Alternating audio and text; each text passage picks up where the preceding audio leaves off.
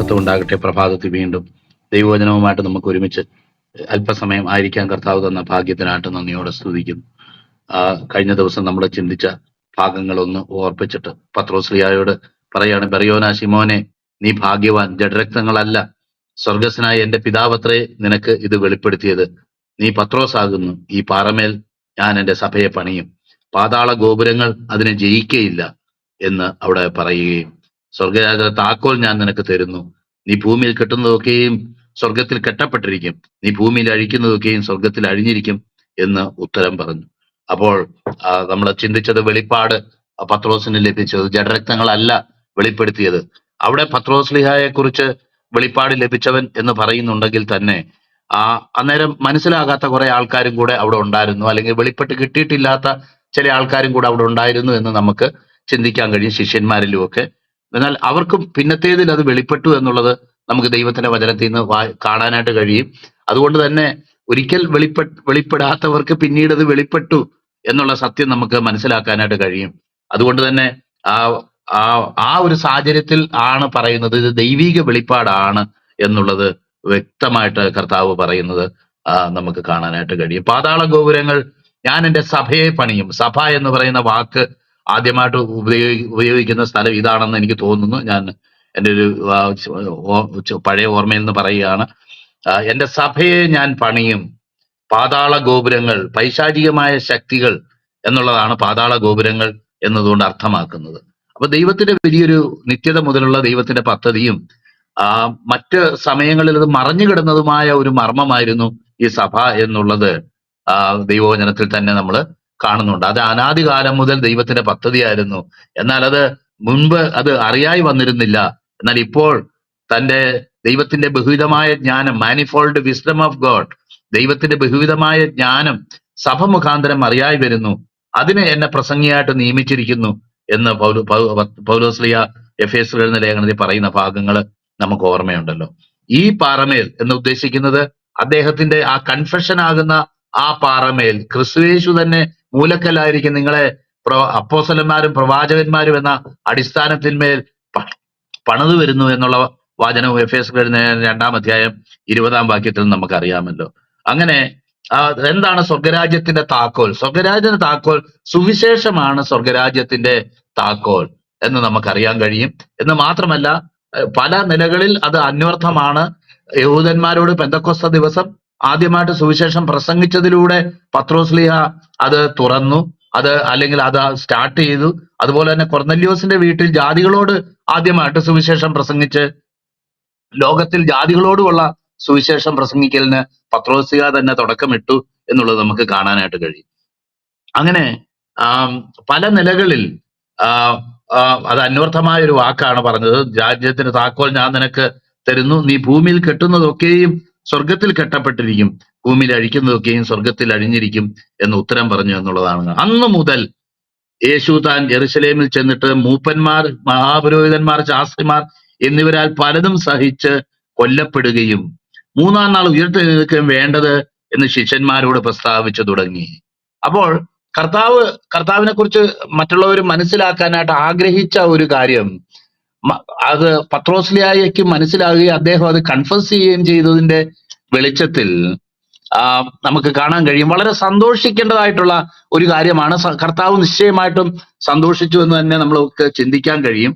എന്നാൽ അതനുസരിച്ച് ഈ ശിഷ്യന്മാര് പുറകെ വന്നപ്പോൾ, അല്ലെങ്കിൽ തന്റെ ശിഷ്യന്മാരായിട്ട് തീർന്നപ്പോൾ, ഞങ്ങൾ സകലവും വിട്ടു നിന്നെ അനുഗമിച്ച് ഞങ്ങൾക്ക് എന്ത് കിട്ടും എന്നൊക്കെ അവർ ചോദിക്കുന്നത് നമുക്ക് ഓർമ്മയുണ്ടല്ലോ.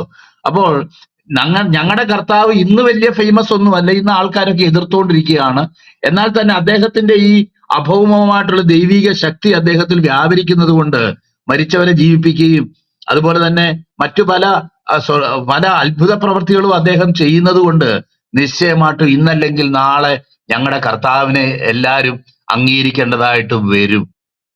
എന്ന് മാത്രമല്ല, അന്ന് ശോഭനമായ ഒരു ഭാവി ഞങ്ങൾക്കൊക്കെ ഉണ്ടാകും. ഈ കൂടെ നടക്കുന്ന ഈ പഴിയും നിന്നയും ഒക്കെ ഏറ്റ് ക്രിസ്തുവിന്റെ കൂടെ നടക്കുന്ന ഈ ശിഷ്യന്മാർക്ക് അങ്ങനെ ഒരു ധാരണ ഇല്ലായിരുന്നു എന്ന് നമുക്ക് പറയാനായിട്ട് കഴിയത്തില്ല.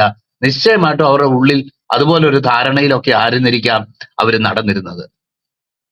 എന്നാൽ അവരുടെ ഒക്കെ പ്രതീക്ഷയ്ക്ക് വളരെ വിരോധമായി തീരത്തക്കവണ്ണം അവരുടെയൊക്കെ പ്രതീക്ഷയ്ക്ക് യുടെ ചോട്ടിൽ കോടാലി വെക്കുന്നത് പോലെ ഉള്ളൊരു വെളിപ്പെടുത്തലാണ് കർത്താവ് നടത്തിയത്. മക്കളെ, ഇത്രയും നാൾ നിങ്ങളൊക്കെ കൂടെ നിന്നില്ലേ? ഏകദേശം കർത്താവിന്റെ ശുശ്രൂഷ ആരംഭിച്ചിട്ട് ഒരു 2-2.5 വർഷം ആകുന്നതിന് മുമ്പ്, താൻ മരിക്കുന്നതിന് ഏകദേശം 1 വർഷം മുമ്പ് നടക്കുന്ന ഒരു സംഭവമാണ് ഇത് എന്നുള്ളത് നമുക്ക് അതിന്റെ ഹാർമണി ഓഫ് ദ ഗോസ്പൽസ് അത് നമ്മൾ അത് വെച്ച് നോക്കുമ്പോൾ നമുക്ക് കാണാനായിട്ട് കഴിയും. ആ സമയത്താണ് കർത്താവ് യഥാർത്ഥത്തിൽ കർത്താവ് തന്റെ ഉദ്ദേശം വെളിപ്പെടുത്തുന്നത്.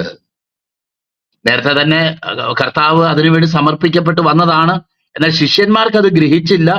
എന്നാൽ ദൈവപുത്രനാണ് എന്നുള്ള വെളിപ്പാട് തന്റെ അരുമ ശിഷ്യന് ലഭിക്കുക, അദ്ദേഹം അത് ഏറ്റുപറയുകയും ഇത് നിങ്ങൾ ആരോടും പറയരുത് എന്ന് കർത്താവ് അമർച്ചയായി കൽപ്പിക്കുകയും ചെയ്യുന്ന ഒരു ഭാഗമാണ് നമ്മൾ ഇന്നലെ ചിന്തിക്കാനായിട്ട് ഇടയായിട്ട് തീർന്നത്. അപ്പോൾ അവിടെ കർത്താവ് അവരോട് പറയുക, അന്നു മുതൽ. അപ്പൊ കർത്താവ് അത് വെളിപ്പെടുത്താൻ ഉപയോഗിച്ച ഒരു സ്ഥലം എനിക്ക് വളരെ ബാലൻസിങ് ആയിട്ട് തോന്നി. ഒരുപക്ഷെ ദൈവപുത്രനാണെന്നും മശീഹയാണെന്നും ഇസ്രായേൽ ജനം മുഴുവൻ കാത്തിരുന്ന വ്യക്തിയാണെന്നും, എന്നാൽ ഈ മശീഹയെ കുറിച്ച് ദൈവത്തിന്റെ വചനത്തിൽ മുമ്പ് പറയപ്പെട്ട കാര്യങ്ങളൊക്കെ നിറവേറേണ്ടതാണ് എന്നുള്ളത് കൊണ്ടും ഒരു വലിയ മഹത്വത്തിന്റെ ലൈം ലൈറ്റിലേക്ക് വരാനുള്ള സാധ്യത കർത്താവ് അവിടെ ഉപയോഗിക്കുകയല്ല ചെയ്തത്. മറിച്ച് അതേ സമയത്ത് തന്നെ അതിനെ ബാലൻസ് ചെയ്യത്തക്കവണ്ണം എന്താണ് മശീഹയുടെ മഹത്വം, അത് ആ പ്രകാശമാനമായ അടുത്തുകൂടാത്ത വെളിച്ചങ്ങളിൽ വസിക്കുന്ന ആ ദൈവത്വത്തെ ഈ ലോകത്തിൽ വെളിപ്പെടുത്തി കുറെ പേർ അനുയായികളെ ചേർക്കുക എന്നുള്ളതല്ല, മറിച്ച് പാപത്താൽ ദൈവത്തിൽ നിന്ന് അകന്നുപോയ മനുഷ്യനെ ലോകത്തിലേക്ക് തേടി വന്ന് ആ മനുഷ്യന് വേണ്ടി തന്റെ ജീവൻ കൊടുക്കുന്നതാണ് മശീഹയുടെ ലക്ഷ്യമെന്നും യെശയ്യാപ്രവചനം 53-ാം അധ്യായത്തിലും മറ്റു പല സ്ഥലങ്ങളിലും വായിക്കുന്നത് പോലെ ആ കർത്താവ് ക്രൂശിക്കപ്പെടാനും അനേകർക്ക് വേണ്ടി മറുപടിയായി തീരാനുമാണ് കർത്താവ് കടന്നു വന്നത് എന്നുള്ളത് നമുക്ക് അറിയാനായിട്ട് കഴിയും. അപ്പോൾ എപ്പോഴാണ് ഈ മർമ്മം തന്റെ ശിഷ്യന്മാർക്കും കൂടെ വെളിപ്പെടുത്താൻ പറ്റിയ സമയം? അത് ഈ മഹത്വം എന്താണെന്നും മശീഹ ആരാണെന്നും അദ്ദേഹത്തിന്റെ മഹത്വം എന്താണെന്നും അദ്ദേഹം ശരിയായിട്ടും ആരാണ് എന്ന് പത്രോസ് വെളിപ്പെടുത്തുകയും കർത്താവ് അത് ശരിവെക്കുകയും അദ്ദേഹത്തെ ശ്ലാഘിക്കുകയും ചെയ്തതായിട്ടുള്ള അതേ നിമിഷം തന്നെയാണ് കർത്താവ് ഈ സത്യവും കൂടെ വെളിപ്പെടുത്താനായിട്ട് തെരഞ്ഞെടുത്തത് എന്ന് ഓർക്കുമ്പോൾ വളരെ സന്തോഷം തോന്നുകയാണ്. പലപ്പോഴും നമ്മളൊക്കെ പ്രതീക്ഷിക്കുന്നത് നമ്മുടെ ക്രിസ്തീയ ജീവിതത്തിൽ കുറച്ചുനാൾ ഇങ്ങനെ കഷ്ടപ്പെട്ടൊക്കെ തട്ടിമുട്ടിയൊക്കെ പോകും, പിന്നങ്ങ് സമ്പത്ത് കൊണ്ടും ഐശ്വര്യം കൊണ്ടും ഒക്കെ തന്നെ നിറഞ്ഞ് നമ്മൾ ഈ നാട്ടിലൊക്കെ വിരാജിച്ച് ഇങ്ങനെ ജീവിച്ചു പോകും എന്നുള്ളത് ശരിയായിട്ടുള്ള യൂസേജ് ആണെന്നൊന്നും എനിക്കറിയത്തില്ല, അങ്ങനെ ഞാൻ പറഞ്ഞതേ ഉള്ളൂ. അങ്ങനെ വളരെ പ്രൗഢിയോടുകൂടെ ജീവിച്ചെന്ന് വരും. എന്നാൽ ശിഷ്യത്വത്തിന്റെ പാതയെന്ന് പറയുന്നത് അതല്ല എന്നുള്ളത് കർത്താവ് വളരെ വ്യക്തമായിട്ട് വെളിപ്പെടുത്തുകയും തന്റെ അനുഗാമികളായിട്ടുള്ള ശിഷ്യന്മാർക്ക് എന്താണ് അവരുടെ മുന്നിൽ വെച്ചിരിക്കുന്നത് എന്നുള്ളത് വെളിപ്പെടുത്തുകയും കൂടെ ചെയ്യുകയാണ്. അത്ഭുതം പ്രവർത്തിക്കുന്നു, അടയാളം പ്രവർത്തിക്കുന്നു, 5 അപ്പം കൊണ്ട് 5000 പേരെ പോഷിപ്പിക്കുന്നു. കഴിഞ്ഞ ദിവസം ദക്കപ്പലി നാട്ടിൽ പോയി 4000-ഓളം പേരെ ഭക്ഷണം കൊടുത്തു. തുടർന്ന് ഇങ്ങനെയുള്ള കാര്യങ്ങളൊക്കെ കണ്ടും ഒരു ഗ്ലോറിയിലേക്ക് പോകുന്ന ഈ സമയത്താണ് ആ കൈസരിയുടെ ഫിലിപ്പിയുടെ സ്ഥലത്ത് വെച്ച് നിങ്ങൾ എന്നെ കുറിച്ച് ആരെന്ന് പറയുന്നു. കർത്താവ് തെരഞ്ഞെടുത്ത ആ സമയത്തിനായിട്ടും ആ കൃത്യമായൊരു ബാലൻസ്, എത്രമാത്രം ശ്രേഷ്ഠമായ വെളിപ്പാടുകൾ ഉണ്ടാകുന്നോ അതുപോലെ തന്നെ ആ പൗലോസ്ലീഹ പറയുന്ന ക്രിസ്തുവിനാൽ ഞങ്ങളുടെ കഷ്ടവും പെരുകുന്നു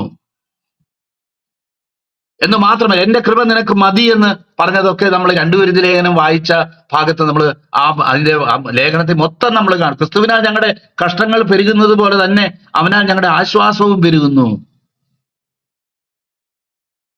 വായിക്കുന്നത് ദർശനങ്ങളുടെ വെളിപ്പാടുകളുടെ ആധിക്യത്താൽ ഞാൻ നിഗളിച്ചു പോകാതിരിക്കുക. അപ്പൊ ഒരു സ്ഥലത്ത് ദർശനങ്ങളുടെയും വെളിപ്പാടുകളുടെയും ഒക്കെ ആധിത്യം, വളരെ വിശിഷ്ടമായ ദൈവിക വെളിപ്പാടുകളുടെ ഒരു ഗൃഹവിചാരകനായിരുന്നു പൗലോസ് എന്ന് നമുക്ക് മനസ്സിലാക്കാൻ കഴിയും. എന്നാൽ അതേ സമയത്ത് തന്നെ അത് കഷ്ടങ്ങളും കൊണ്ടുകൂടെ ബാലൻസ് ചെയ്യുന്ന ഒരു കാര്യം നമുക്ക് കാണാൻ കഴിയും. കാരണം ഈ ലോകത്തിന്റെ ദൈവം, നമ്മൾ കഴിഞ്ഞ ദിവസം ചിന്തിച്ചതുപോലെ, ഈ ലോകത്തിന്റെ ദൈവം അവിശ്വാസികളുടെ മനസ്സിനെ കുരുടാക്കി. എന്നാൽ ആ അവിശ്വാസികളുടെ മനസ്സിനെ കുരുടാക്കിയതിനോ അതിന് പ്രതിഫലനമായിട്ട് അതിന് കറസ്പോണ്ടിങ് ആയിട്ട് ദൈവം ചെയ്ത പ്രവൃത്തി എന്താ അതും അവിടെ താഴെ വായിക്കുന്നുണ്ട്. അവൻ ഞങ്ങൾ അനേക യേശുക്രിസ്തുവിന്റെ മുഖത്തിലുള്ള ദൈവതേജസ്സിന്റെ പരിജ്ഞാനം വിളങ്ങിക്കേണ്ടതിന് അവൻ ഞങ്ങളുടെ ഹൃദയങ്ങളിൽ പ്രകാശിച്ചിരിക്കുന്നു. ഞങ്ങൾ അനേകരുടെ മനസാക്ഷിക്ക് ഞങ്ങളെ തന്നെ ബോധ്യപ്പെടുത്തിക്കൊണ്ട് ഞങ്ങൾ ശുശ്രൂഷിക്കുന്നു. ദുരൂഹമായ വ്യക്തിത്വങ്ങളായിട്ട് മറഞ്ഞിരിക്കുകയല്ല ചെയ്യുന്നത്. ഞങ്ങളുടെ മനസാക്ഷി ഞങ്ങളുടെ ഈ വേല എന്താണെന്നും ജീവിതം എന്താണെന്നും അനേകർക്ക് വെളിപ്പെടുത്തിക്കൊണ്ട് ഞങ്ങളുടെ ഉള്ളുകളികളെ എല്ലാം വെളിപ്പെടുത്തിക്കൊണ്ട് ഞങ്ങൾ ഈ ശുശ്രൂഷ ചെയ്യുകയാണ് ചെയ്യുന്നത്. അനേകർക്ക് ഞങ്ങൾ വെളിപ്പെടുത്തുന്നു എന്ന് നമ്മൾ വായിക്കുന്നത് പോലെ തന്നെ ഇവിടെ നമുക്ക് കർത്താവിനെ കുറിച്ചുള്ള മഹത്വപരമായിട്ടുള്ള ആ കർത്താവിനെ കുറിച്ച് കർത്താവ് അറിയണമെന്ന് തന്റെ ശിഷ്യന്മാർ അറിയണമെന്ന് വിചാരിച്ചതായിട്ടുള്ള ആ കാര്യം അവർ ഗ്രഹിച്ചു എന്ന് കർത്താവിന് ഉറപ്പായപ്പോൾ കർത്താവ് ഒന്നും കൂടെ അവർക്ക് വെളിപ്പെടുത്തുകയാണ്. ഈ ലോകപ്രകാരം ഒരു രാജ്യത്വമോ ഈ ലോകപ്രകാരം ഒരു വിപ്ലവമോ ഈ ലോകപ്രകാരം മറ്റെന്തെങ്കിലും കാര്യങ്ങൾ ചെയ്യാനല്ല ഞാൻ കടന്നു വന്നത്, മറിച്ച് അവിടെ നമ്മൾ വായിക്കുന്നത് മൂപ്പന്മാർ, മഹാപുരോഹിതന്മാർ, ശാസ്ത്രിമാർ എന്നിവരാൽ പലതും സഹിച്ച് കൊല്ലപ്പെടുകയും മൂന്നാം നാൾ ഉയർത്തെഴുന്നേൽക്കുകയും വേണ്ടത് എന്ന് ശിഷ്യന്മാരോട് പ്രസ്താവിച്ചു തുടങ്ങി. ദേവദാസൻ അതിനെപ്പറ്റി വിശദമായിട്ട് പറഞ്ഞു. തുടർന്ന് ലൂക്കോസിന്റെ സുവിശേഷം നമ്മൾ വായിക്കുമ്പോഴും നമുക്ക് കാണാം പല സ്ഥലങ്ങളിൽ ഇതാണ് അദ്ദേഹത്തിന്റെ പ്രസംഗത്തിന്റെ എസൻസ്. ക്രിസ്തു ഈ 3.5 വർഷക്കാലം അവരെ പഠിപ്പിച്ച് അവരെ ബോധ്യപ്പെടുത്താനായിട്ട് അത്ഭുതം കൊണ്ടും അടയാളം കൊണ്ടും കർത്താവ് അവരെ ബോധ്യപ്പെടുത്താനായിട്ട് ശ്രമിച്ച പ്രധാന കാര്യം എന്താ? കർത്താവ് ഉയർത്തെഴുന്നതിന് ശേഷവും 24-ാം അധ്യായം വായിക്കുമ്പോൾ 3 സ്ഥലത്ത് അവരോട് പറയുന്നുണ്ട്, ഇപ്രകാരം ക്രിസ്തു ക്രൂശിക്കപ്പെടുകയും ഉപദ്രവങ്ങളൊക്കെ സഹിച്ച് ക്രൂശിക്കപ്പെടുകയും 3-ാം നാൾ ഉയർത്തെഴുന്നേൽക്കുകയും വേണ്ടതാകുന്നു എന്ന് പിന്നെയും അവർക്ക് വെളിപ്പെടുത്തി കൊടുത്തു. ഉയർത്തെഴുന്നതിന്റെ ശേഷവും അതിനെക്കുറിച്ചുള്ള തിരുവെഴുത്തുകളെ അവർക്ക് വെളിപ്പെടുത്തി കൊടുത്തു. അവർക്കത് നിശ്ചയമാക്കി കൊടുത്തു. നിങ്ങൾ വിചാരിക്കുന്നത് പോലെ മശീഹ ഇങ്ങ് വന്നിട്ട് ഈ രാജ്യവും ഒക്കെ ഇങ്ങ് പിടിച്ചെടുത്ത് അധികാരവും ഒക്കെ പിടിച്ചെടുത്ത് ഒരു വിപ്ലവമൊക്കെ സൃഷ്ടിച്ച് പഴയ രാജാക്കന്മാരെ പോലെ ഇരുന്ന് വാഴും എന്നുള്ളതല്ല. മനുഷ്യൻ ഒന്നാമത് വേണ്ടത് മനുഷ്യന്റെ പാപത്തിന്റെ പരിഹാരം ഉണ്ടാകുകയാണ് വേണ്ടത്.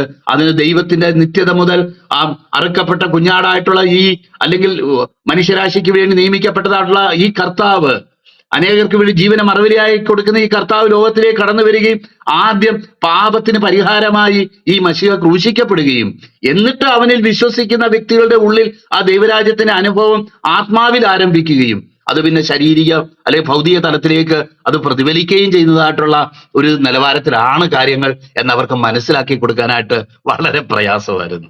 എന്നാൽ അത് പ്രസ്താവിച്ചു തുടങ്ങി, അങ്ങനെ പ്രസംഗിച്ചു തുടങ്ങി. പിന്നെയും നമുക്ക് കാണുന്നുണ്ട് ഇതുപോലെ കർത്താവ് പ്രസംഗിക്കുകയും അവരോട് വെളിപ്പെടുത്തി കൊടുക്കുകയും ചെയ്യുന്നത് കാണുന്നുണ്ട്.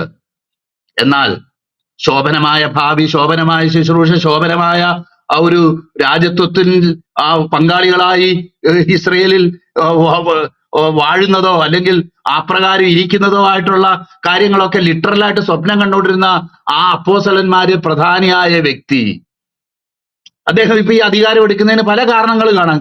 തൊട്ട് മുമ്പാണ് കർത്താവ് അദ്ദേഹത്തെ ശ്ലാഘിക്കുകയും ശീമോനെ, നിനക്ക് ജഡരക്തങ്ങളല്ല ഇത് വെളിപ്പെടുത്തിയത്, നീ പത്രോസ് ആകുന്നു, എന്റെ സ്വർഗസ്വനായ പിതാവാണ് വെളിപ്പെടുത്തിയത്, ഇത് നിനക്ക് വളരെ ജ്ഞാനത്തിന്റെയും വെളിപ്പാടുകളുടെയും ഒക്കെ ആത്മാവ് ലഭിച്ചിട്ടുണ്ട്, ഭയങ്കര സംഭവമാണ് എന്നൊക്കെ പറഞ്ഞ് അദ്ദേഹം വളരെ ശ്ലാഘിക്കപ്പെടുകയും നമുക്കറിയാം ആര് വലിയവനെന്ന് വിചാരിച്ചുകൊണ്ടിരിക്കുമ്പോൾ കർത്താവ് ക്രൂശിക്കപ്പെടാൻ പോകുന്നതിന് മുന്നേയും അവര് തമ്മിലുള്ള വാദം ആര് വലിയവൻ എന്നുള്ളതായിരുന്നു.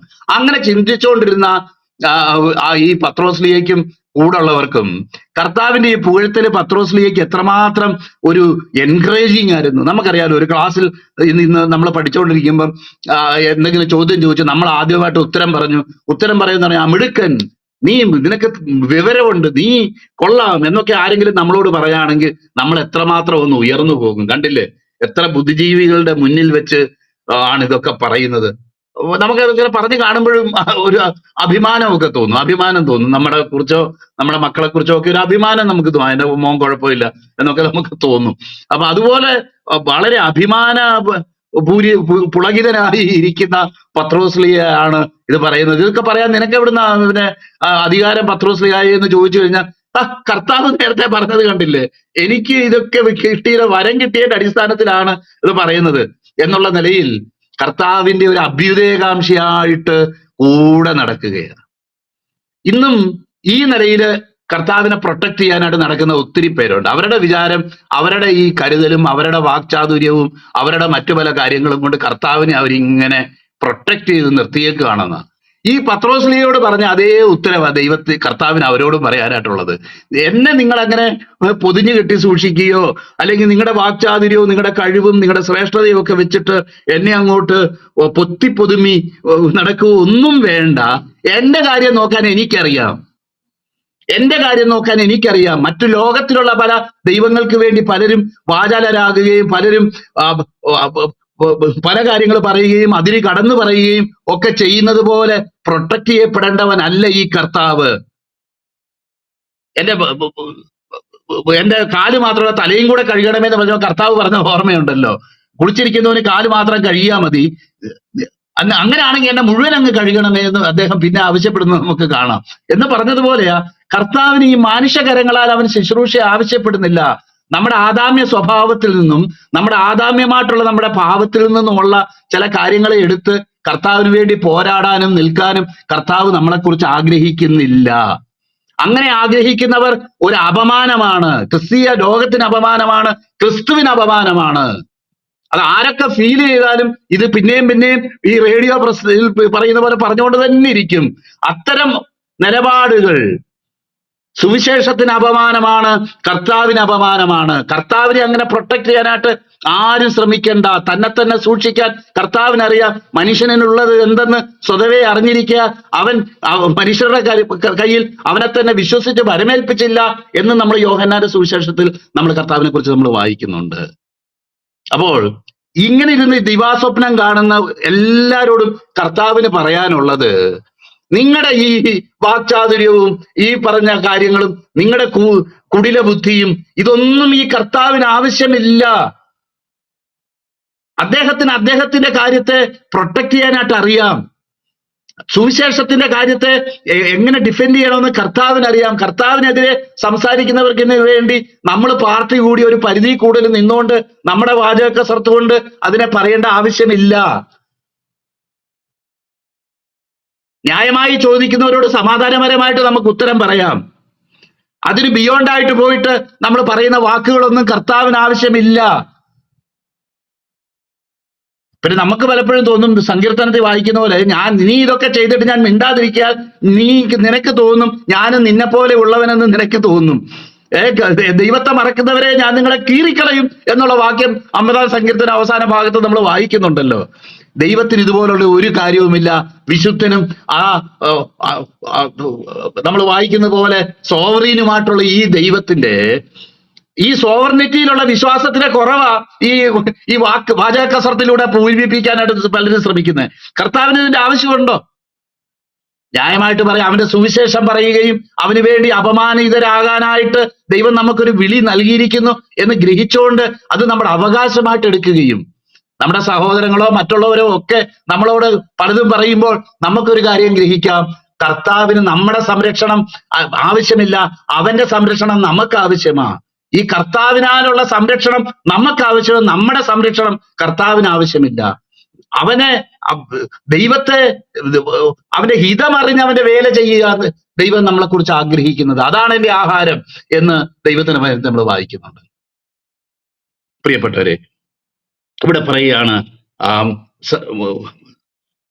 അവനെ തിരിഞ്ഞ് പത്രോസിനോട്, സാത്താനെ എന്നെ വിട്ടുപോ, കർത്താവെ അത് നിനക്ക് ഭവിക്കരുതേ എന്ന് ശാസിച്ചു തുടങ്ങി. കർത്താവിനെ ശാസിക്കുക. അത് ശരി, കൊത്തി മുറത്തിക്കയറി കൊത്തുക. ഇപ്പം കർത്താവെ എനിക്കൊരു അപേക്ഷയുണ്ടെന്നൊക്കെ പറഞ്ഞുകൊണ്ടിരുന്ന പാർട്ടികൾ ഇപ്പം ശാസിച്ചു തുടങ്ങി. എന്നെ ഇതിന്റെ ഹെഡ് ഓഫ് ദ ഡിപ്പാർട്ട്മെന്റ് ആക്കി വെച്ചു എന്ന് അദ്ദേഹം ടേക്കൺ ഫോർ ഗ്രാൻഡഡ് ആയിട്ട് അദ്ദേഹം അങ്ങ് വിശ്വസിക്കുക. നോക്കിയാട്ടെ, അപ്പൊ അവിടെ പറയുന്നതിനെ കർത്താവ് അവിടെ അനലൈസ് ചെയ്യുന്നത് നമുക്ക് കാണാൻ കഴിയും. അവനെ കുറച്ച് ദിവസം എന്ന് മാത്രമല്ല, അവനെ വേറിട്ട് കൊണ്ടുപോയി. എല്ലാവരുടെയും മുന്നിൽ വെച്ചല്ല പറഞ്ഞത്, വേറിട്ട് കൊണ്ടുപോയി അവനെ ശാസിച്ചു തുടങ്ങി എന്നാണ് നമ്മൾ വായിക്കും. നോക്കിയാട്ടെ, അവിടെ കാണുന്നത് പിന്നെ അവനെ വേറിട്ട് കൊണ്ടുപോയി. പത്രോസ് അവനെ വേറിട്ട് കൊണ്ടുപോയി, കർത്താവെ അരുതേ, നിനക്കിത് അങ്ങനെ ഭവിക്കരുതേ എന്ന് ശാസിച്ചു തുടങ്ങി. അവനോ തിരിഞ്ഞ് പത്രോസിനോട്, സാത്താനെ നീ എന്നെ വിട്ടുപോ, അല്ലെങ്കിൽ സാത്താനെ എന്നെ വിട്ടുപോ, നീ എനിക്ക് ഇടർച്ചയാകുന്നു. അപ്പൊ കർത്താവ് ദൈവദാസൻ ഓൾറെഡി പറഞ്ഞു, അദ്ദേഹത്തിലൂടെ സംസാരിക്കുന്നത് ആരാ? ഇത്രയൊക്കെ കരുതലോടെ ആരെങ്കിലും ഒന്ന് പറഞ്ഞിരുന്നെങ്കിൽ നമ്മളൊക്കെ അങ്ങ് ഹർഷപുളകിതരായി പോയേനെ. അയ്യോ, ആ ബ്രദറിന് എന്നോടുള്ള സ്നേഹം കണ്ടോ, അയ്യോ. ഒരു മനുഷ്യന്റെ ഉള്ളിൽ അവൻ സ്നേഹിക്കാൻ ഇപ്പൊ ആത്മാർത്ഥമായിട്ട് വിചാരിച്ചാലും ഒരു മനുഷ്യൻ എന്ത് സാധിക്കും എന്നുള്ളത് കർത്താവിന് നന്നായിട്ട് അറിയാം. അപ്പം അവിടെ പറയുകയാണ്, നീ പരിശ്രമിക്കുന്നത് മാനുഷികമായ നിലയിൽ മാനുഷികമായി കർത്താവിനെ പ്രൊട്ടക്ട് ചെയ്യാനായിട്ടാണ് ശ്രമിക്കുന്നത്. നമ്മുടെ ഈ നാട്ടിലൊക്കെ, ഈ കോഴിക്കോട് കണ്ണൂർ ഭാഗത്തൊക്കെ പറയും, തുമ്മിയാത്തെറിക്കുന്ന മൂക്കാണെങ്കിൽ ഒന്ന് പോകട്ടെ എന്ന് പറയും. എന്ന് പറഞ്ഞതുപോലെ കർത്താവ് പറയുന്നത്, ഈ തുമ്മിയാത്തെറിക്കുന്ന മൂക്കാന്ന് വെച്ച് അതിനെ പൊത്തിപ്പൊതുമി ഇങ്ങനെ ചേർത്ത് പിടിച്ചുകൊണ്ടിരിക്കുന്ന ഒരു അനുഭവത്തിലല്ല. നീ മാനുഷികമായ കരുതലാണ് നിന്റെ. കാരണം നമുക്ക് എന്തെങ്കിലും ഒന്ന് ലഭിച്ചു കഴിഞ്ഞാൽ നമുക്കത് നഷ്ടപ്പെട്ടു പോകുമോ എന്നുള്ള പേടിയാണ്. അതുപോലെ നമുക്ക് എന്തെങ്കിലും ഒരു സ്ഥാനമോ മാനമോ വേറെ ഏതെങ്കിലും സാമ്പത്തികമോ ഇങ്ങനെയുള്ള കാര്യങ്ങളൊക്കെ ലഭിച്ചു കഴിഞ്ഞാൽ നാച്ചുറലി നമ്മുടെ ടെൻഡൻസി എന്ന് പറയുന്നത് അതിങ്ങനെ പെടുവോ എന്ന് പേടിച്ച് അതിനെ ഇങ്ങനെ നഷ്ടപ്പെടാതെ വേണം സൂക്ഷിച്ചു വെക്കുന്ന ഒരു ടെൻഡൻസിയാണ് നമുക്കുള്ളത്. നീ കരുതുന്നത് മനുഷ്യരുടേതാകുന്നു. നിനക്ക് ഈ വെളിപ്പാട് ലഭിച്ചതിന്റെ പശ്ചാത്തലത്തിൽ നീ വളരെ കരുതലോടെ, ഇതാ ജീവനുള്ള ദൈവത്തിന്റെ പുത്രൻ നമ്മുടെ കൂടെ, അദ്ദേഹത്തിന്റെ മേത്തൊരു ഒരു തുരുമ്പ് പോലും ഇതുപോലും വീഴാതെ സൂക്ഷിക്കണം, നമ്മുടെ ഡ്യൂട്ടിയാണ് എന്നൊക്കെ വിചാരിച്ച് നീ ഇങ്ങനെ ഭാരപ്പെടുകയാ. നമുക്കറിയാമല്ലോ, അന്ത്യാത്താഴത്തിന്റെ ആ സമയത്ത് വായിക്കുന്നുണ്ട്, നീ ഞാൻ ജീവിച്ചിരിക്കുമ്പോൾ നിന്നെ അങ്ങനെ ചെയ്യാൻ ഞാൻ സമ്മതിക്കത്തില്ല എന്നുള്ള അർത്ഥത്തിൽ പത്രോസ്ലീഹ അവിടെ പറയുന്നതും അപ്പോഴാ കർത്താവ് പറയുന്നത്, നീ എന്നെ 3 വട്ടം തള്ളിപ്പറയും എന്ന് പറയാനായിട്ട് ഇടയായിട്ട് തീരുന്നത്. നമ്മൾ തിരിച്ചറിയേണ്ട ഒരു കാര്യമാ, നമ്മുടെ ഉള്ളിലൊന്നും, നമ്മൾ ഈ കാണിക്കുന്ന ആവേശവും എടുത്തുചാട്ടവും ഒന്നും യഥാർത്ഥത്തിൽ ദൈവീകമല്ല. അത് പലതും നമ്മുടെ കണക്കുകൂട്ടലുകളാ. അത് ദൈവം അഭിലഷിക്കുന്നതുമല്ല, ദൈവം ആഗ്രഹിക്കുന്നതുമല്ല. നമ്മുടെ ഈ വക്രീകരിക്കപ്പെട്ട ബുദ്ധി കൊണ്ടും നമ്മുടെ മനസ്സുകൊണ്ടും ദൈവത്തെ അങ്ങ് പ്രൊട്ടക്ട് ചെയ്യുക എന്നുള്ളത് നമ്മുടെ വൃഥാ വ്യാമോഹം മാത്രം. രണ്ടാമത് അവിടെ നമുക്ക് ചിന്തിക്കാൻ കഴിയുന്ന ഒരു കാര്യം, തലേ ദിവസം വെളിപ്പാട് കിട്ടി, ഇന്ന് സാത്താൻ പ്രവർത്തിക്കുന്നു. അപ്പൊ ഒരു മനുഷ്യന്റെ ജീവിതത്തിൽ ഒരു ദിവസം ദൈവത്തിന്, ഒരു ദിവസം സാത്താനും ഇങ്ങനെ മാറി മാറി പ്രവർത്തിക്കാൻ പറ്റുമോ? റോമർക്കെഴുതിയ ലേഖനം 8-ാം അധ്യായം നമ്മൾ വായിക്കുമ്പോൾ അവിടെ നമുക്ക് കാണാം അത് സാധിക്കും. ജഡമനസ്സിനാൽ നമ്മൾ നിയന്ത്രിക്കപ്പെടുന്നുണ്ടെങ്കിൽ നമുക്ക് ദൈവത്തിന്റെ പ്രമാണങ്ങളെ അനുസരിക്കാൻ കഴിയത്തില്ല എന്നവിടെ വ്യക്തമായിട്ട് എഴുതിയിട്ടുണ്ട്. എന്നാൽ ജീവിതകാലം മുഴുവൻ ഒരു വ്യക്തി ജഡമനസ്സിനാലാണോ നിയന്ത്രിക്കപ്പെടുന്നത്? അവിടെ നമുക്കറിയാം, രക്ഷിക്കപ്പെട്ട ദൈവമക്കളുടെ ഒരു അനുഭവമാണ് 8-ാം അധ്യായത്തിൽ നമ്മൾ വായിക്കുന്നത്. ജീവന്റെ ആത്മാവിന്റെ പ്രമാണം എനിക്ക് പാപത്തിന്റെയും മരണത്തിന്റെയും പ്രമാണത്തിൽ നിന്ന് സ്വാതന്ത്ര്യം വരുത്തിയിരിക്കുന്നു. അങ്ങനെ സ്വാതന്ത്ര്യം വരുത്തപ്പെട്ട ഒരു മനുഷ്യന്റെ ഉള്ളിൽ ജഡത്തിന്റെ പ്രമാണവും ഉണ്ട്, ആത്മാവിന്റെ പ്രമാണവും ഉണ്ട്. പഴയ മനുഷ്യനുമുണ്ട്, പുതുതായി ക്രിസ്തുവേശുവിൽ അവൻ ദൈവാനുരൂപമായി സൃഷ്ടിക്കപ്പെട്ട പുതിയ വ്യക്തിത്വവുമുണ്ട്. എന്നാൽ അവന്റെ മനസ്സിന് ആ മനസ്സിന് ഒന്നുകിൽ പഴയ വ്യക്തിത്വത്തെ പിന്നെയും പിന്തുടരാനായിട്ട് കഴിയും, അല്ലെങ്കിൽ പുതിയ വ്യക്തിത്വത്തെ പിന്തുടരാൻ കഴിയും. ചിലർ പറയുന്നത് പോലെ രക്ഷിക്കപ്പെട്ടതോടുകൂടെ എന്റെ സ്വാതന്ത്ര്യം അങ്ങ് അടിയറ വെച്ച് പോവുകയല്ല ചെയ്യുന്നത്. ഞാൻ ചെവി തുളയ്ക്കപ്പെട്ട ഒരു ദാസനെ പോലെ ജീവിച്ചിരിക്കുന്ന ഓരോ നിമിഷവും എന്റെ സ്വാതന്ത്ര്യം കർത്താവിന് അടിയറ വെക്കേണ്ടത് ആവശ്യമാണ്. നമുക്കറിയാമല്ലോ, പ്രാർത്ഥന തന്നെ ആവശ്യമായിരിക്കുന്നതിന്റെ ഒരു കാര്യം, പ്രാർത്ഥനയ്ക്ക് പല കാര്യങ്ങളുണ്ട്, അതിൽ ഒരു കാര്യം ഞാൻ പറയുക. കാരണം കർത്താവ് ഈ ലോകത്തിൽ സൃഷ്ടിക്കപ്പെട്ട സകലവും മേൽ വാഴുവാനായിട്ട് മനുഷ്യനെ നിയമിച്ചു കഴിയുമ്പം അവനെ കസ്റ്റോഡിയനായിട്ട്, അവനെ ഒരു അധികാരിയായിട്ട് നിയമിച്ച കാര്യങ്ങളിൽ എന്തെങ്കിലും ഇടപെട്ട് പ്രവർത്തിക്കുമ്പം നമ്മുടെ കൺസെന്റും കൂടെ ദൈവത്തിന് വേണ്ടേ? ദൈവത്തിന് നമ്മുടെ കൺസെന്റ് ഇല്ലാതെ ചെയ്യാം. എന്നാൽ അവന്റെ സ്നേഹത്തിൽ അവൻ ചില സ്വാതന്ത്ര്യം മാത്രമല്ല, ദൈവം ചില അധികാരങ്ങളും കൂടെ നൽകിയിട്ടുണ്ട്. നിത്യതയിലും ദൈവം നമ്മൾക്ക് അധികാരം കൂടെ തരുന്ന ദൈവമാണ്, അല്ലാതെ അടിമകളെ പോലെ മൂലയ്ക്ക് പോയിരിക്കുന്ന ഒരു അവസ്ഥയിലല്ല എന്ന് ദൈവത്തിന്റെ വചനം നമ്മളോട് വ്യക്തമായിട്ട് പറയുന്നു. അപ്പോഴാ ഇപ്പൊ ചില ആൾക്കാർ ചോദിച്ചുകൊണ്ട് നടക്കുന്ന സ്വാതന്ത്ര്യമുണ്ടോ? അത് ആ ഭാഗത്തേക്ക് ഞാൻ വരിക. നമുക്കറിയാം, ദൈവത്തിന്റെ വചനത്തിൽ വളരെ വ്യക്തമായി നമ്മളോട് പറഞ്ഞിട്ടുള്ള ഒരു കാര്യമാണ്, നമ്മുടെ പാപം നിമിത്തം നമ്മുടെ മനസ്സിന് ചില വ്യതിയാനങ്ങൾ ഉണ്ടായിട്ടുണ്ട്. മനുഷ്യൻ ഇന്നൊരു ഫ്രീ ചോയ്സ് ദൈവത്തിന്റെ സഹായം കൂടാതെ ചെയ്യാൻ കഴിയുമോ? കഴിയത്തില്ല. കാരണം അവൻ അതിക്രമങ്ങളിലും പാപങ്ങളിലും മരിച്ചു എന്ന് ദൈവത്തിന്റെ വചനം പറയുമ്പോൾ അതെന്താണ് അർത്ഥമാക്കുന്നത്? 4-ാം അധ്യായം നമ്മൾ വായിക്കുമ്പോൾ നമുക്ക് കാണാം ഈ അതിക്രമങ്ങളിലും പാപങ്ങളിലും മരിച്ചു എന്ന് പറയുന്ന കാര്യത്തിൽ ഒരു ഡെഫിനിഷൻ അവിടെ ദൈവത്തിന്റെ വചനത്തിൽ കൊടുത്തിട്ടുണ്ട്. അത് സകല ദുഷ്പ്രവൃത്തിയും ചെയ്യാൻ തക്കവണ്ണം മനസ്സ് തഴമ്പിച്ചു പോയി, ദൈവത്തിന്റെ ജീവനിൽ നിന്ന് അകന്ന് മനസ്സ് തഴമ്പിച്ചു പോയവർ എന്ന ആ ഒരു അനുഭവത്തെ കുറിച്ച് പറയുന്നത്. അപ്പൊ ഈ അതിക്രമങ്ങളിലും പാപങ്ങളിലും മരിച്ചു എന്ന് പറയുന്നതിന്റെ അർത്ഥം എന്താ എന്ന് വെച്ച് പാപത്തിൽ വീണ ഒരു വ്യക്തിക്ക് നന്മ ചിന്തിക്കാൻ കഴിയത്തില്ലെന്നോ, നന്മ ആഗ്രഹിക്കാൻ കഴിയത്തില്ലെന്നോ, ഞാൻ ചെയ്തു പോയത് തെറ്റാണെന്ന് തിരിച്ചറിയാൻ കഴിയത്തില്ലെന്നോ ആണോ അർത്ഥം? അങ്ങനെയാണെങ്കിൽ ഈ ലോകത്തിലുള്ള സാഹിത്യങ്ങളിലും ഈ ലോകത്തിലുള്ള മറ്റു പല കാര്യങ്ങളിലും നമ്മൾ ദൈനംദിനം കാണുന്ന രക്ഷിക്കപ്പെടാത്ത വ്യക്തികളും അവർക്കും കുറ്റബോധം ഉണ്ടാവുന്നുണ്ട്, അവർ നീറുന്നുണ്ട്, അവർ കരയുന്നുണ്ട്, അവർ തകരുന്നുണ്ട്, പലരും നന്മ ചെയ്യാൻ ആഗ്രഹിക്കുന്നുണ്ട് എന്നുള്ള യാഥാർത്ഥ്യം നമുക്ക് വിസ്മരിക്കാനായിട്ട് കഴിയത്തില്ല. അപ്പൊ എന്താണ് അതിന്റെ അർത്ഥം? രക്ഷിക്കപ്പെടുവാൻ തക്കവണ്ണം ദൈവസന്നിധിയിൽ നീതി കണക്കിടപ്പെടത്തക്കവണ്ണം ദൈവത്തോട് നിരപ്പ് പ്രാപിക്കത്തക്കവണ്ണം ദൈവം അഭിലഷിക്കുന്ന നിലയിലുള്ള ഒരു നന്മ പ്രവൃത്തി ചെയ്യാൻ കഴിയത്തില്ല എന്നതിന്റെ അർത്ഥം. അല്ലാതെ ചിലർ പറയുന്നത് പോലെ എല്ലാം മരിച്ച് താൽക്കലും പിന്നെ കവറടക്കി അതിന്റെ ഉള്ളിൽ തലയിലും കാലയിലും ഓരോ കല്ലും കൂടെ എടുത്തു വെച്ചു, അവിടെ ഡൈഡ് എഴുതി വെച്ചു. ഇനിയും എന്തോ ഒരു എക്സ്ട്രാ ഓർഡിനറി തന്നെയാണ്. അതിക്രമങ്ങളിലും പാപങ്ങളിലും മരിച്ച ഒരു വ്യക്തിയെ ഉയിർപ്പിക്കുക എന്ന് പറയുന്നത് ഒരു എക്സ്ട്രാ ഓർഡിനറി പ്രവൃത്തി തന്നെയാണ്. അത് കർത്താവിനത് ചെയ്യാൻ കഴിയും എന്ന് ദൈവത്തിന്റെ വചനം വളരെ വ്യക്തമായി പറയുന്നുണ്ട്. സുവിശേഷത്തിന് അത് ചെയ്യാൻ കഴിയും, എല്ലാവരെയും തങ്ങളിലേക്ക് ആകർഷിക്കുന്ന ക്രിസ്തുവിന് അത് ചെയ്യാൻ കഴിയും എന്ന് തന്നെയാ ദൈവത്തിന്റെ വചനം പറയുന്നത്. ഒരു വ്യത്യാസവുമില്ല. അല്ലാതെ ഒരു നന്മയും ചെയ്യാൻ കഴിയത്തില്ല എന്നുള്ള അർത്ഥത്തിലല്ല, ദൈവോന്മുഖമായി രക്ഷിക്കപ്പെടാൻ തക്കവണ്ണം ദൈവം ആഗ്രഹിക്കത്തക്ക, ദൈവം അംഗീകരിക്കത്തക്ക നിലവാരത്തിൽ ഉള്ള ഒരു പ്രവൃത്തി ചെയ്യാനായിട്ട് അവൻ അശക്തനാണ്. എന്നാൽ ദൈവത്തിന്റെ പരിശുദ്ധാത്മാവും ദൈവത്തിന്റെ വചനവും അവനിലേക്ക് കടന്നു വരികയും അവന്റെ ആ യഥാർത്ഥ വിൽ പവറിലേക്ക്, യഥാർത്ഥത്തിലുള്ള ആ വില്ല് യൂസ് ചെയ്യത്തക്കവണ്ണം ദൈവം അവനെ എനേബിൾ ചെയ്യുകയും ചെയ്യുമ്പോൾ അവനിത് ചെയ്യാനായിട്ട് കഴിയും. അതാണ് ഈ ജീവിപ്പിച്ചു എന്ന് പറയുന്നത് കൊണ്ട് അർത്ഥമാക്കുന്നത്. അല്ലാതെ മനസ്സ് പറഞ്ഞു, ആരോ എന്നോട് ഒരു ദൈവദാസൻ പറഞ്ഞിട്ടുണ്ട്, ബ്രദറെ ഈ മനസ്സിന്റെ അവസ്ഥ എങ്ങനെയാന്ന് ഞാൻ ചോദിച്ചു. അപ്പൊ പറഞ്ഞു, ബ്രദറെ അത് ടിവിയുടെ പിക്ചർ ട്യൂബ് പോലെ. ഇപ്പൊ സൂര്യ ടി വി മാത്രമേ പിടിക്കത്തുള്ളൂ എന്ന് പറയുന്ന ഏതെങ്കിലും ഒരു ടി വി കണ്ടിട്ടുണ്ടോ? അല്ലെങ്കിൽ ഏഷ്യാനെറ്റ് മാത്രമേ ഞാൻ പിടിക്കത്തുള്ളൂ എന്ന് പറയുന്നത്, നമ്മൾ അതിന്റെ റിമോട്ട് ഇതാക്കുന്നതിനനുസരിച്ച് പലതും പിടിക്കും എന്ന് പറഞ്ഞതുപോലെ തന്നെയാണ് രക്ഷിക്കപ്പെട്ട ശേഷവും നമ്മൾ ജഡത്തെ അനുസരിച്ച് നടക്കുന്നു എങ്കിൽ നമ്മൾ മരിക്കും നിശ്ചയം എന്നവിടെ എഴുതി വെച്ചേക്കുന്നത്. എന്നാൽ ആത്മാവിനാൽ ശരീരത്തിന്റെ പ്രവൃത്തികളെ മരിപ്പിക്കുന്നു എങ്കിലോ നാം ജീവിക്കും. വളരെ വ്യക്തമല്ലേ? രക്ഷിക്കപ്പെടുന്നതിന് മുന്നേ ഉള്ള അവസ്ഥ എന്താ? റോമാലേഖനം 7-ാം അധ്യായം വായിക്കുമ്പോൾ നന്മയെക്കുറിച്ച് എനിക്ക് അറിയത്തില്ല എന്നല്ല പറയുന്നത്, നന്മയെക്കുറിച്ചൊക്കെ എനിക്ക് അറിയാം, എങ്കിലും അറിയാവുന്ന നന്മ പ്രവർത്തിക്കാൻ കഴിയാതെ വണ്ണം പാപം എന്നെ കാപ്റ്റിവേറ്റ് ചെയ്ത് കളയുന്നു. അത് പ്രവർത്തിക്കുന്നത് ഞാനല്ല, എന്നിൽ വസിക്കുന്ന പാപം അത്രേ.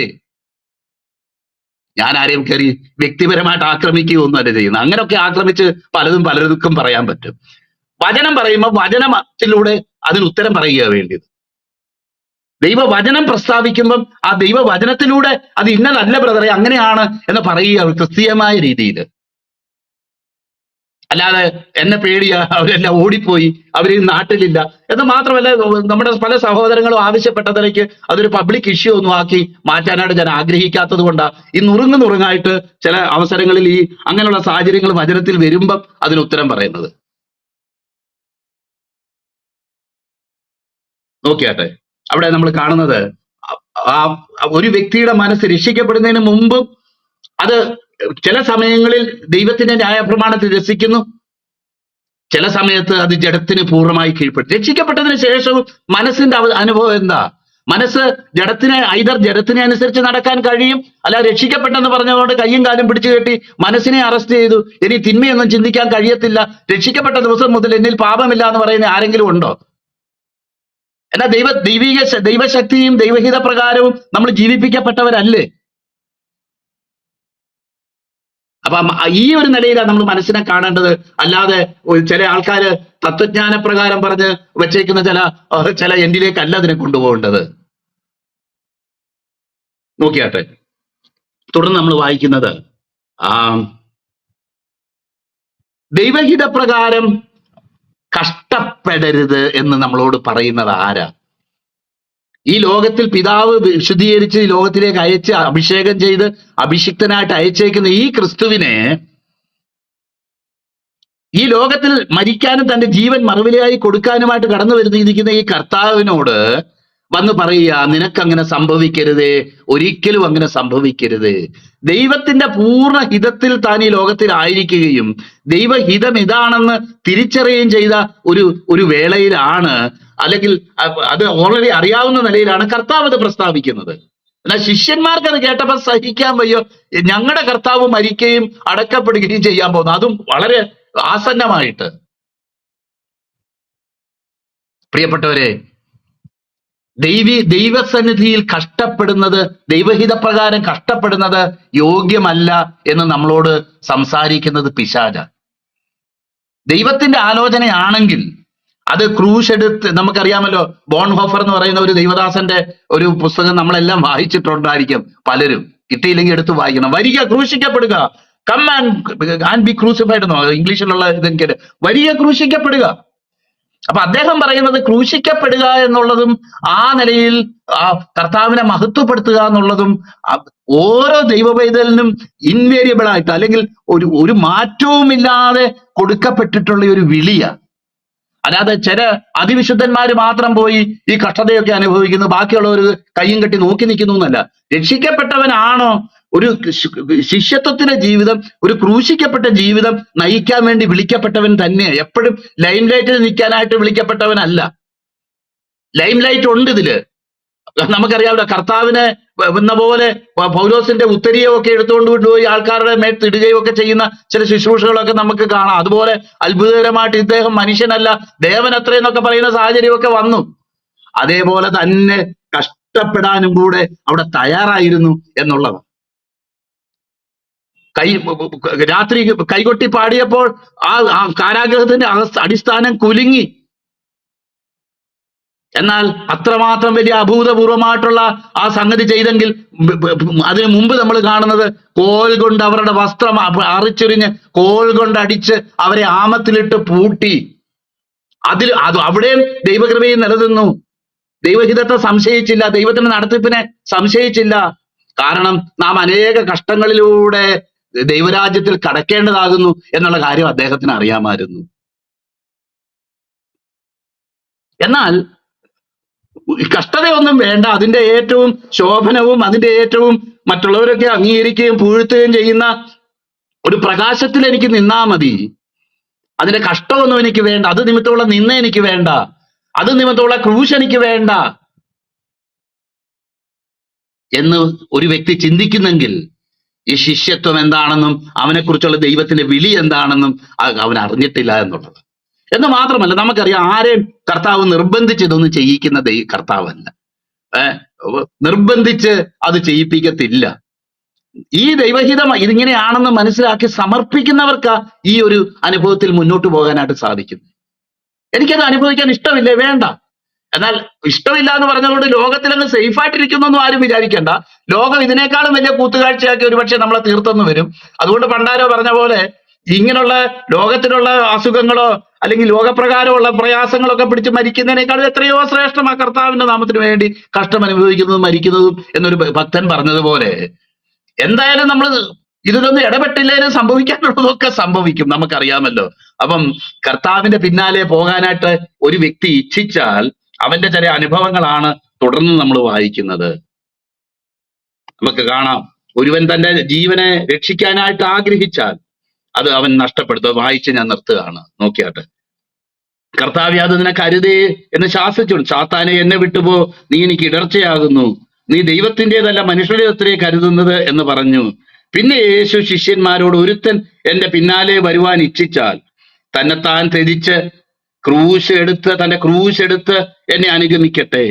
ആരെങ്കിലും തന്റെ ജീവനെ രക്ഷിക്കാൻ ഇച്ഛിച്ചാൽ അതിനെ കളയും. എന്റെ നിമിത്തം ആരെങ്കിലും തന്റെ ജീവനെ നഷ്ടപ്പെടുത്തിയാൽ കളഞ്ഞാൽ അതിനെ കണ്ടെത്തും. ഒരുവൻ സർവ്വലോകവും നേടിയിട്ടും തന്റെ ആത്മാവിനെ നഷ്ടപ്പെടുത്തിയാൽ എന്ത് പ്രയോജനം? അല്ല, തന്റെ ജീവനെ വീണ്ടുകൊള്ളുവാൻ അവൻ എന്ത് മറുവിലയായി കൊടുക്കും? മനുഷ്യപുത്രൻ തന്റെ പിതാവിന്റെ മഹത്വത്തിൽ തന്റെ ദൂതന്മാരുമായി വരും. അപ്പോൾ അവൻ ഓരോരുത്തരും അവനവന്റെ പ്രവൃത്തിക്ക് തക്കവണ്ണം പകരം നൽകും. മനുഷ്യപുത്രൻ തന്റെ രാജ്യത്തിൽ വരുന്നത് കാണുവോളം മരണം ആസ്വദിക്കാത്തവർ ഇവർ ഇവിടെ നിൽക്കുന്നവരിൽ ചിലർ ഉണ്ട് എന്ന് ഞാൻ സത്യമായിട്ട് പറയാം. അതെന്താണ് ഉദ്ദേശിച്ചിരിക്കുന്നത് നമുക്ക് അറിയാമല്ലോ. തുടർന്ന് ഉള്ള മറുവമലയുടെ അനുഭവമോ അല്ലെങ്കിൽ യോഹന്നാന് വെളിപ്പാട് ഉണ്ടായതിനെ കുറിച്ചോ ആയിരിക്കാം അത് പറയുന്നത് എന്നുള്ളത് നമുക്ക് പറയുന്ന വേദപണ്ഡിതന്മാരുണ്ട്. നിശ്ചയമായിട്ടും വരാനുള്ള രാജ്യത്തിന്റെ മഹത്വം യോഹന്നാന് ദൈവം വെളിപ്പെടുത്തി, തന്റെ ഭക്തന്മാർക്ക് ദൈവം വെളിപ്പെടുത്തിയിട്ടുണ്ട്.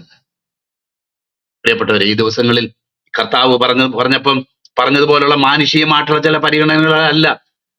അയ്യോ, ഞാൻ മുന്നോട്ട് പോയാൽ, കർത്താവിനെ അനുസരിച്ചാൽ എന്റെ ചില സുഖ സൗകര്യങ്ങളും ഇതുമൊക്കെ അങ്ങ് നഷ്ടപ്പെടും. നമ്മുടെ ജീവനെ നാം നേടാൻ ശ്രമിച്ചാൽ നമ്മൾ അതിനെ കളയും.